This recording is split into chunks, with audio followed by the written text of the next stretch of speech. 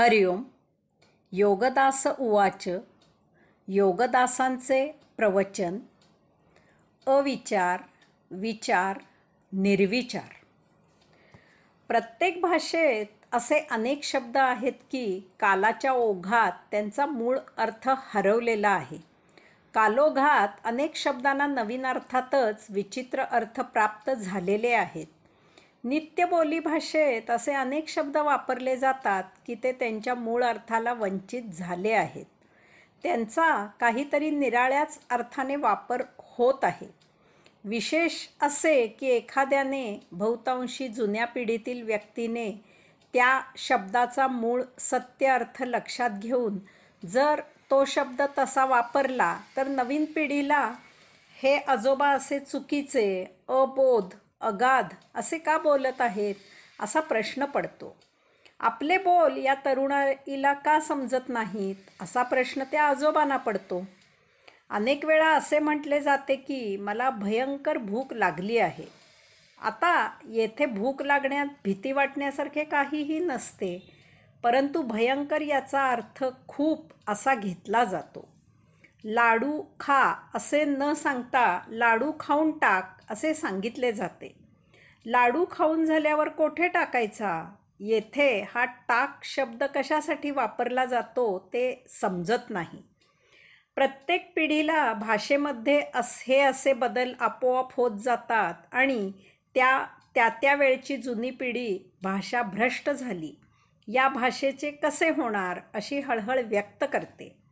काही वयोवृद्ध तरुण भाषा सुधार मोहीम हाती घेतात. साहित्य परिषदेत भाषा सुधार ठरावही करतात. अविचार हा एक असाच शब्द आहे की जो नित्य बोलीभाषेत वापरताना त्याच्या मूळ सत्य अर्थापेक्षा निराळा अर्थ म्हणून वापरला जातो.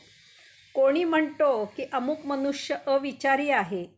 येथे त्याला म्हणायचे असते की तो मनुष्य चुकीचा विचार करून चुकीचे वागतो आहे. वास्तवात अविचार हा विचार या शब्दाच्या विरुद्ध अर्थाचा शब्द आहे. अविचार याचा अर्थ विचार न करणे. विचार न करण्याचे एकमेव कारण असते की विचार करायची क्षमताच नसते, पात्रताच नसते. विचार करण्या इतपत जाण आलेली नसते, त्यासाठी बुद्धी प्रगल्भच झालेली नसते. परंतु अविचार म्हणजे चुकीचा, अयोग्य, अयोगिक विचार असा घेतला जातो. वास्तवात येथे चुकीचा, अयोग्य, अयोगिक का होईना परंतु विचार केलेला आहे. त्यामुळे येथे अविचार या शब्दाचा मूळ सत्य अर्थ हरवतो. किंवा एखाद्याने घाईगडबड केली की त्याने विचार केला नाही असे सांगताना त्याला अविचारी असे म्हटले जाते.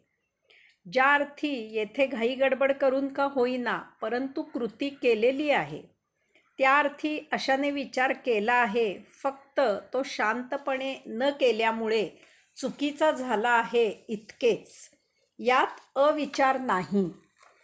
यावरून एक गोष्ट लक्षात घ्यायची आहे की अविचार ही विचार करायची क्षमता येण्याआधीची, विचार करायची जाण येण्याआधीची, विचार करण्याइतपत बुद्धीची प्रगल्भता होण्याआधीची अवस्था आहे.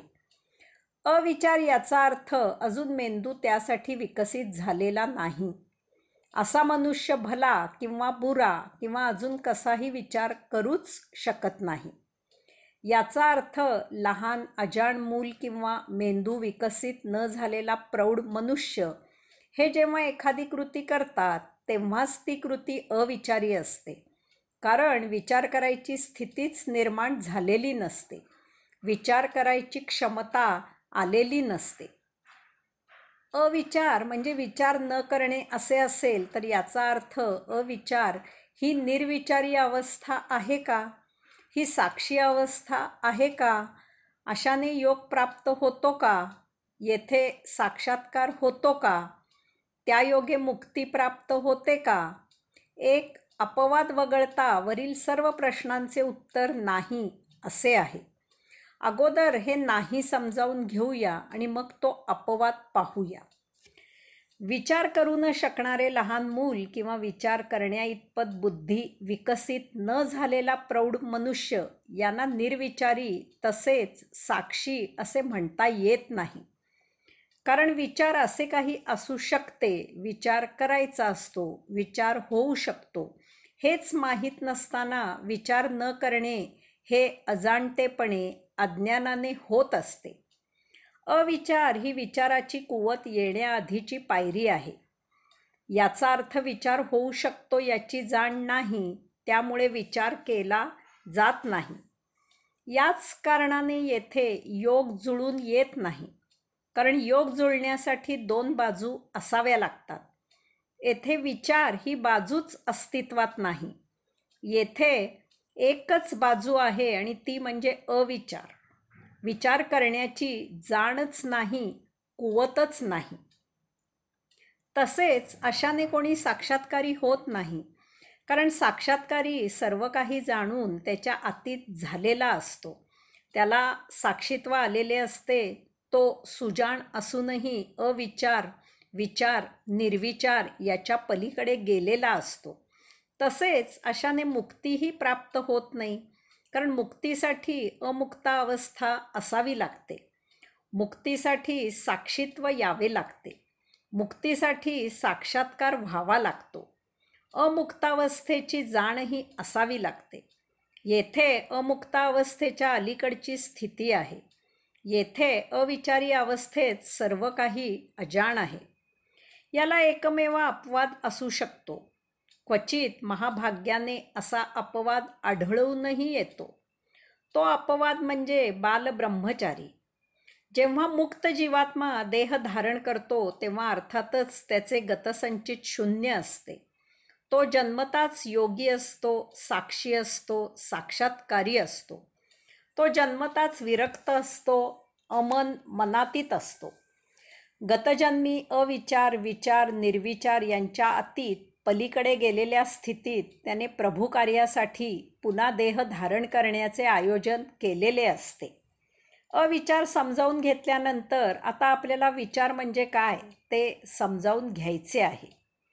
जेव्हा पंच ज्ञानेंद्रियांकडून बाह्य गोष्टींचे ज्ञान प्राप्त होते तेव्हा ते ज्ञान पंच ज्ञानेंद्रियांकडून मेंदूला पुरविले जाते.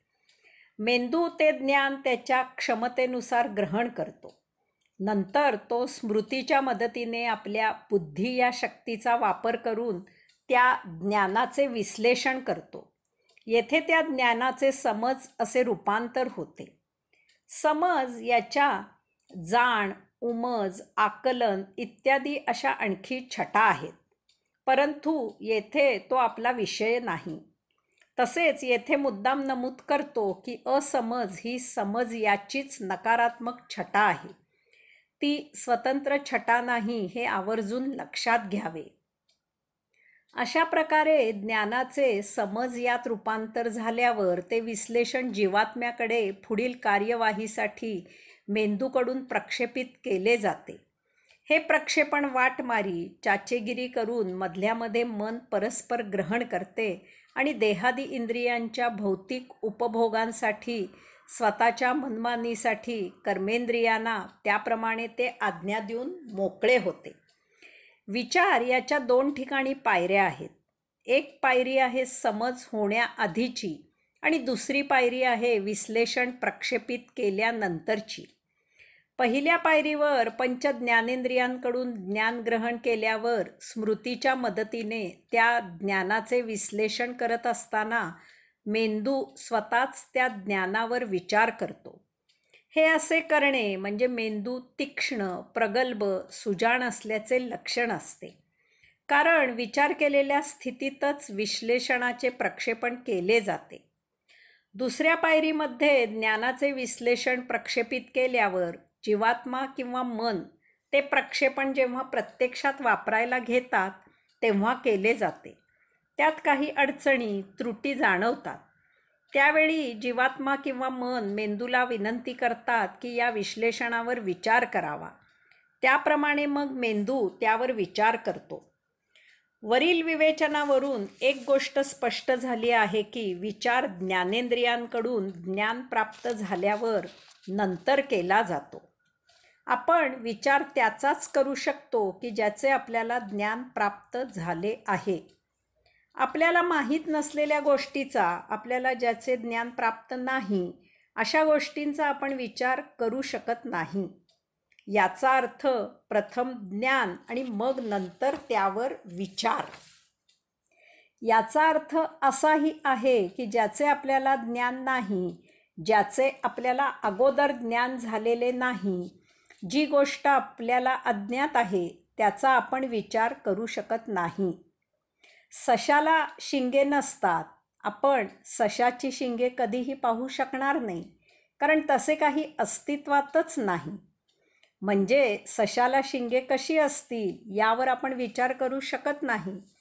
तसे केल्यास ती कल्पना असेल, वेडेपणाही असू शकेल, परंतु तो विचार नसेल. तसेच आपण अद्यारूत गोष्टींचा विचार करू शकत नाही. जी गोष्ट उपलब्ध आहे आणि जी गोष्ट आपल्याला ज्ञात आहे, फक्त त्याचाच आपण विचार करू शकतो. उपलब्धता आणि त्याचे ज्ञान अशा दोनही गोष्टी विचार करण्यासाठी आपल्याकडे असायला हव्यात. तर आणि तरच विचार करणे शक्य आहे. त्यातील एक जरी नसेल तरी आपण विचार करू शकत नाही. विचार करायला अशा इतक्या विचित्र दोन अटी आवश्यक असूनही माणूस त्याहीपेक्षा महाविचित्र आहे. कारण या अटींवर मात करून तो सतत विचार करत असतो. त्याला पाहिजे तेव्हा तर तो मुद्दामून विचार करायला उद्युक्त होतोच, परंतु तो त्याच्याही नकळत सतत विचार करू लागतो. त्यात तो इतका गुंग होतो की केव्हा तरी मध्येच त्याला स्वतःच्या त्या विचारांच्या तंद्रीतून जागे करून त्यातून मुद्दामहून बाहेर काढावे लागते. याही पुढे अजून एक आणखी विचित्र गोष्ट म्हणजे माणूस विचार नको असेल तेव्हाही स्वतःला विचारांच्या तंद्रीतून बाहेर काढू शकत नाही. त्याने कितीही प्रयत्न केला तरी तो त्याच्या नकळत पुन्हा पुन्हा विचारात रत होतो. इतका तो विचारांचा गुलाम झाला आहे. माणूस कळत आणि नकळत इतका विचार का करतो? याला दोन भिन्न कारणे आहेत. पहिले कारण आहे ते माणूस मुद्दामून स्वतःच्या कळत विचार करत असतो ते कारण असे की माणसाला जे काही वस्तू जगात उपलब्ध आहे ते विविध वैचित्र्याने भरलेले आहे. त्यात त्याच्या एकाच गरजेला अनेक पर्याय उपलब्ध आहेत. त्यामधून त्याला सर्वोत्तम वस्तू कोणती आहे हे जाणून घ्यायचे असते. यामुळे माणूस चांगले काय आणि वाईट काय याचा सतत विचार करत असतो. तसेच अनेक चांगल्या वस्तू उपलब्ध आहेत आणि माणसाला त्यातील प्रत्येक वस्तू हवी असते. त्यामुळे हे सर्व कसे मिळवायचे याचा तो विचार करत असतो. त्या वस्तू मिळवण्यासाठी तो भल्या बुऱ्या मार्गाचा विचार करत असतो. अशा प्रकारे जेव्हा माणूस मुद्दामून विचार करतो तेव्हा आपण ते समजू शकतो. तसेच ज्या अर्थी तो असा विचार स्वतःच करत आहे त्या अर्थी तो ते विचार थांबवूही शकतो. परंतु दुसऱ्या कारणाने जेव्हा माणूस त्याच्याही नकळत विचार करतो ते महाभयावह आहे. याचे कारण महाविचित्र आहे. जर माणसाने विचार केला नाही तर त्याच्यामध्ये जे आगंतुकपणे मन तयार झाले आहे ते क्षीण होते, निष्प्रभ होते, गलित होते. कारण विचार हे मनाचे शक्तिवर्धक औषध आहे. जर विचार थांबले तर मनही आपोआप थांबते. ही गोष्ट मन कधीही होऊ देत नाही. कारण तो त्याच्या अस्तित्वाचा प्रश्न असतो. ती त्याच्या अस्तित्वाची लढाई असते. यास्तव कसेही करून आवश्यक किंवा अनावश्यक असे कसलेही विचार मन सतत चालू ठेवते. याचा अनुभव आपण सतत घेत असतो. भानावर येऊन विचारांच्या तंद्रीतून जेव्हा आपण आपल्याला बाहेर काढतो तेव्हा आपल्याला उमजते की आपण विनाकारण नसत्या गोष्टींवर विचार करत आहोत. ते विचार असे असतात की हा आपला विदूषकीपणा आहे हे लक्षात आल्यावर आपणच आपल्याला हसतो. आपली यापुढील महाबिकट आणि शोचनीय अवस्था म्हणजे या विचारांच्या राज्यातून आपले मन आपल्याला एका महाभयावह अशा दालनात घेऊन जाते. अर्थात मन हे सर्व करते ते त्याचे अस्तित्व टिकवण्यासाठी. मन आपल्याला कल्पनांच्या राज्यात घेऊन जाते. तेथे तर प्रत्यक्ष काहीच नसते. सारे अद्भुत, अगम्य, अवास्तव असे कल्पनांचे साम्राज्य असते. हा शुद्ध वेडेपणा असतो.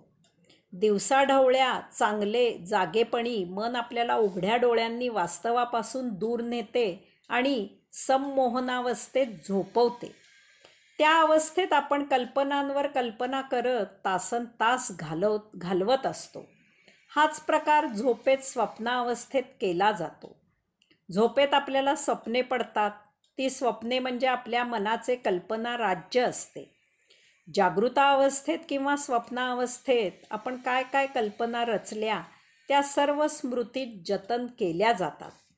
त्यामुळे जेव्हा आपण या कल्पनांच्या राज्यातून बाहेर येतो तेव्हा त्या कल्पना आठवून आपले आपणच विस्मय पावतो की आपण हे असे कसे केले. ह्या कल्पना आपल्या विचारांचा परिणाम असतो.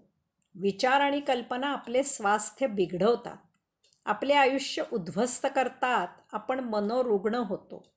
शरीर खंगते. यावर कसलेही भौतिक औषध उपलब्ध नाही. येथे सत्संग आणि अध्यात्म यांच्या मदतीने एकमेव उपाय उपलब्ध आहे. इतर सर्व उपाय निरुपयोगी होतात.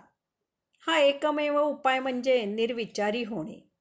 येथे काही गोष्टी जाणून घ्यायच्या आहेत.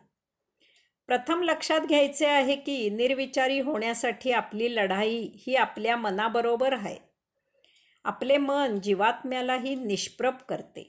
जीवात्म्याच्या हातावर तुरी देऊन मेंदूने जीवात्म्यासाठी प्रक्षेपित केलेले ज्ञानाचे विश्लेषण मन मधल्यामध्ये ग्रहण करते आणि कर्मेंद्रियांना उपभोगयुक्त अशा आज्ञा करते. अशा प्रकारे आपले मन महाप्रबळ आहे. दुसरी गोष्ट अशी आहे की मनाचा कारभार मेंदूने ज्ञानाचे विश्लेषण प्रक्षेपित केल्यावर सुरू होतो, त्याआधी नाही. मनाचा प्रभाव ज्ञानेंद्रियांपेक्षा कर्मेंद्रियावर जास्त असतो. याचा फायदा घेऊन आपण ज्ञानेंद्रियांनी ज्ञान ग्रहण केलेल्या बिंदूवर उभे राहायचे आहे. येथे सत्संग आणि अध्यात्म यांच्या मार्गदर्शनाने मेंदूला सांगायचे आहे की समोर जे काही उपलब्ध आहे त्यातील आपण आपल्यासाठी काय उपलब्ध करू शकतो ते लक्षात घेऊन फक्त त्याचेच विश्लेषण कर. बाकी गोष्टी सोडून दे, त्या दुर्लक्षित कर, त्यांची उपेक्षा कर, त्यांचे विश्लेषण करू नको. उदाहरणार्थ आपल्या घरी जे काही उपलब्ध आहे त्यामधून आई आपल्यासाठी श्रीखंडपुरीचा स्वयंपाक करते. अशा वेळी जर आपण गुलाबजाम पाहिजेत असा हट्ट केला तर ती माऊली आयत्या वेळी खवा कोठून आणील आणि गुलाबजाम कसे करील. मग ती आपल्याला 10 वेळा समजावून सांगते. आपण तिचे न ऐकल्यास वडील आपल्याला 2 वेळा समजावून सांगतात. आपण तरीही हट्ट केला तर वडील आपल्या कानाखाली समजावून देतात. मग आपण ते समजावून घेतो आणि श्रीखंड पुरी खातो. तसेच आपण आपल्याला समजावून सांगायचे आहे की समोर जरी 100 वस्तूंचे ज्ञान झाले असले तरीही त्यातील फक्त 5च गोष्टी आपल्याला उपलब्ध होऊ शकतात. याचाच अर्थ याच 5 गोष्टी आपले संचित संपविण्यासाठी उपयुक्त आहेत. त्या 5 गोष्टी आपल्याला आनंद देतील. इतर 95 गोष्टी जर आपण अट्टाहासाने आणायचा प्रयत्न केला तर त्यातील ज्या गोष्टी आपण आणू शकू त्या जरी आपल्याला सुख देणाऱ्या असल्या तरी त्या आपल्या संचिताला उपयुक्त नसल्यामुळे त्या नवीन भोग निर्माण करतील. तसेच त्यातील ज्या गोष्टी आपण उपलब्ध करू शकणार नाही त्या आपल्याला दुःख देतील आणि शिवाय त्याचेही भोग निर्माण होतील. अशा प्रकारे 95 गोष्टी सुखदुःखात आणि 5 गोष्टी आनंदात ठेवतील. सत्संगाने आणि अध्यात्माने आपण आपल्या ज्ञानेंद्रियांनी ज्ञान ग्रहण केलेल्या बिंदूवर उभे राहू शकतो, उभे करू शकतो. त्यासाठी दररोज एकच करायचे आहे की निदान कमीत कमी 20 मिनिटे आपण स्वतःजवळ बसायला शिकायचे आहे. कमीत कमी 20 मिनिटे आपण फक्त आपल्याजवळच असायला पाहिजे. योगेश्वरासमोर आसनस्थ व्हावे, शांत, स्तब्ध, मौन व्हावे. डोळे मिटावेत आणि आपल्याच श्वासावर लक्ष केंद्रित करावे. अशा वेळी असंख्य विचार, कल्पना, स्मृती अंतःकरणात येतील. त्या खुशाल येऊ द्यात. त्यामुळे विचलित व्हायचे नाही.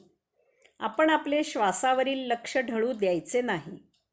आपण चकित व्हाल की अशा सवयीने हळूहळू विचार, कल्पना, स्मृती येणे बंद होईल. म्हणजेच आपण निर्विचारी होऊ.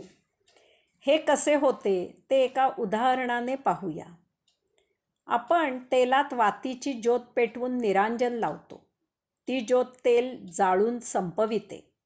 म्हणजेच उपेक्षा केल्यामुळे त्या 95 गोष्टी दूर निघून जातात.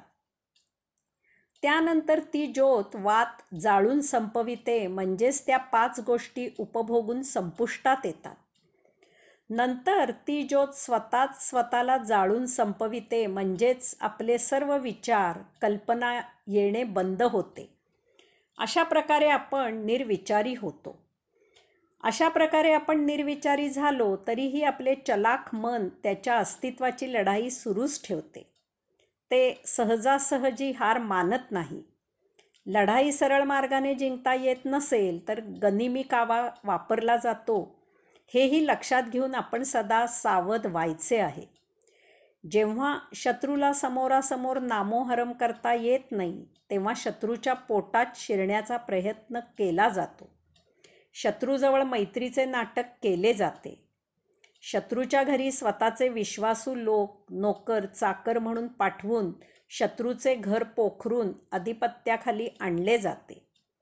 मग एक दिवस शांतपणे शत्रूला त्याच्याच घरात संपविले जाते. आपले मन असेच काहीतरी करते. आता आपले मन इतर विचार आणि कल्पना अंतःकरणात सोडणे बंद करते. ते आपल्यालाही सांगते की बघ, आता विचार येणे आणि कल्पना करणे बंद झाले आहे.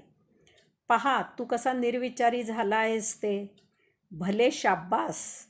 आपण येथे हुरळून जातो आणि जेव्हा आपण आपल्याजवळ शांत, स्तब्ध, मौन बसतो तेव्हा आपण आपल्याही नकळत हे पाहू लागतो की वाह, पहा कसे विचार, कल्पना येणे बंद झाले आहेत आणि आपण निर्विचारी झालो आहोत.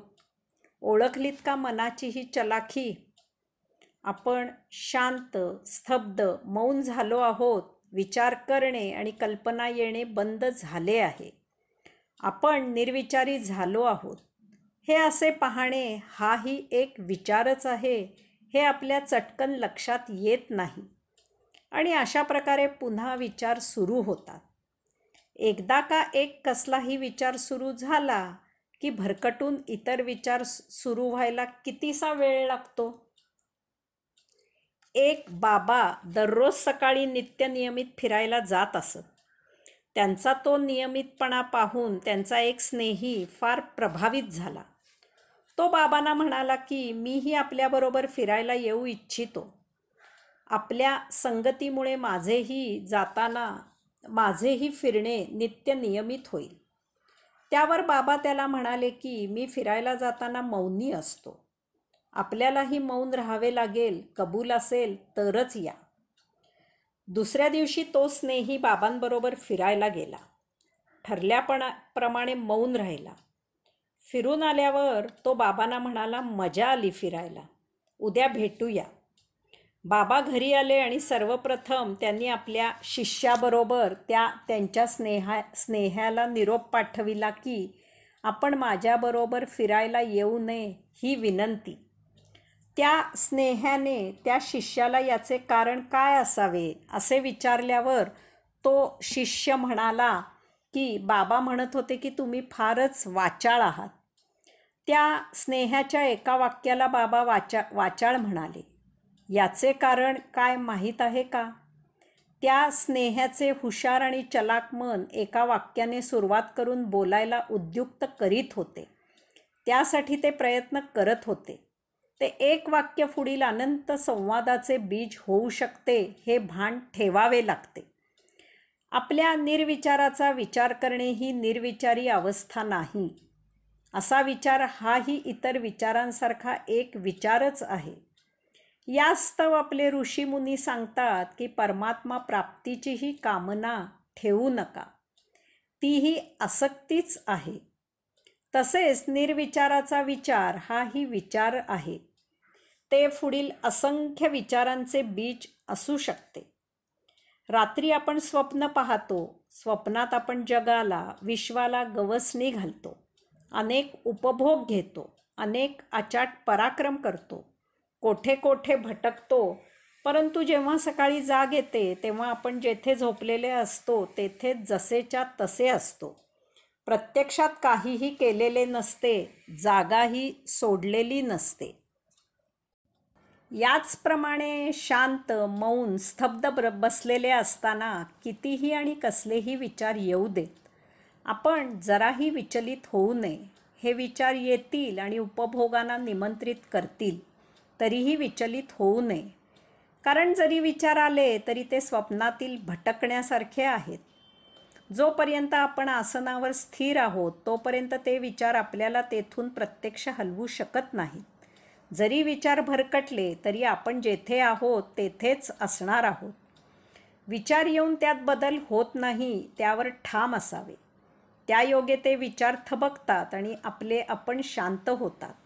जरा कालावधी लागेल, परंतु शेवटी जय आपलाच आहे. यास्तव त्या ज्योतीसारखे निर्विचारीची ही ज्योत जाळून नष्ट करावी. आपण निर्विचारी आहोत असाही विचार करू नये. याचा अर्थ आपण निर्विचारी झालो आहोत हेही भान नष्ट झाले पाहिजे, तरच ती निर्विचारी अवस्था असते. या निर्विचारी अवस्थेत साक्षीत्व येते, प्रज्ञा प्राप्त होते. स्वामीजी विवेकानंदांनी सांगितले आहे की या अशा प्रज्ञेमुळे एक एक पायरीने ज्ञान प्राप्त होत नाही, तर तेथे एकदम सरळ उत्तरच हाती येते. या अवस्थेत साक्षात्कार होतो. आपण आपल्या स्वभावाबाहेर व्युत्थान होतो. भौतिकातून सुटका होते. विदेही अवस्था प्राप्त होते. मुक्तीचे द्वार उघडते. आता संसारात असलो, समाजात वावर करत असलो तरी काही फरक होत नाही. दिवसेंदिवस ब्रह्मानंदी टाळी लागलेली दृढ होत जाते. एक दिवस त्या उघडलेल्या मुक्तीच्या द्वारातून आत प्रवेश होतो. तेथे योगेश्वर स्वागत करतो.